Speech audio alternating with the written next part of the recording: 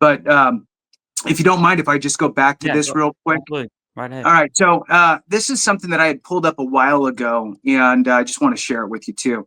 So sensory neuropathy criteria, sensory impairments will now be evaluated based on either complete or incomplete sensory deprivation, which is easier to measure and more specific to the sensory impact of nerve damage, which is what we were talking about with regard to making it kind of more consistent.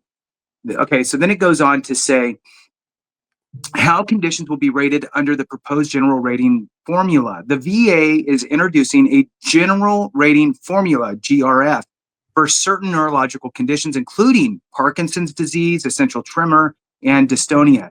The GRF outlines disability levels from 0 to 100%, with each level defined by functional impairments.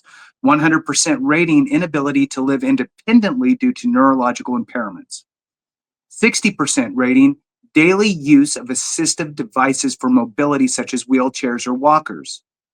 30% rating intermediate need or intermittent need for assistive devices. I can't say half the words, Clay. 10% rating minor functional impairments in specific areas like speech or balance. So just wanted to get your thoughts on any of that. Yeah, I think I am unsure of a general rating formula for conditions that are super serious, like Parkinson's. Okay, one of my family members has Parkinson's, and I hope she doesn't watch this. And if she does, God forgive me.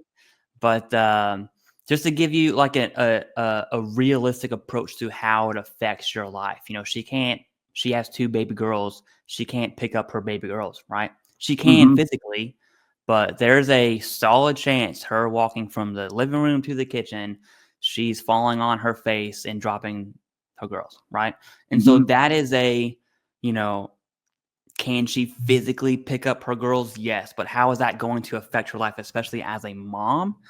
And then you look at a general rating formula for conditions that severe, which is, look, I'm not saying I don't want to like rank conditions above each other, but if I did, sciatica would be down here. Like me using the Right. restroom and complaining, not that big of a deal. Yeah, Having Clay, stop Parkinson's complaining. Rub some dirt on it. Take a Motrin.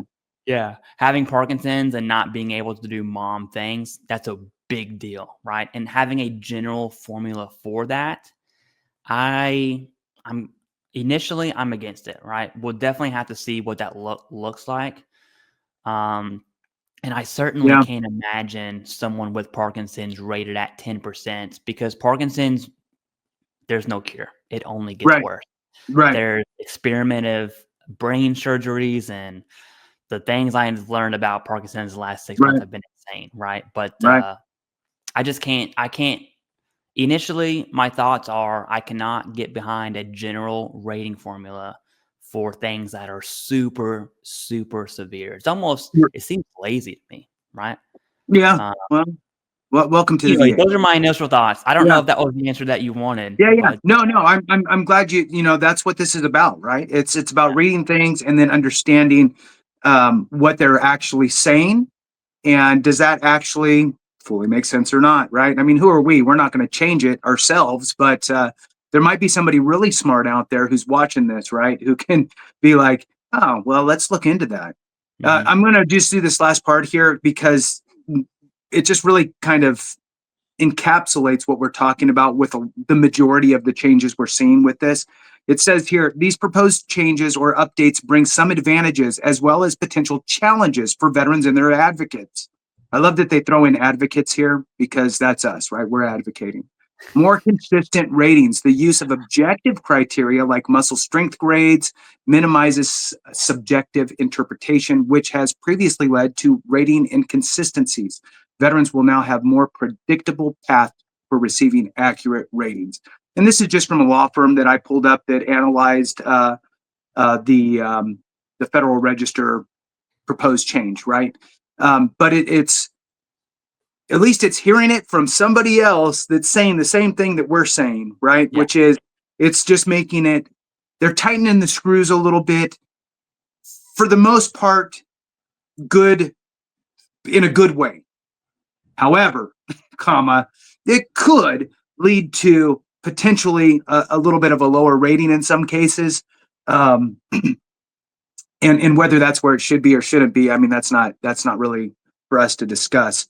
Anyway, just wanted to throw that out there to you, Clay, to just put another period in there for us, or exclamation point, or in some cases a question mark. Back to you.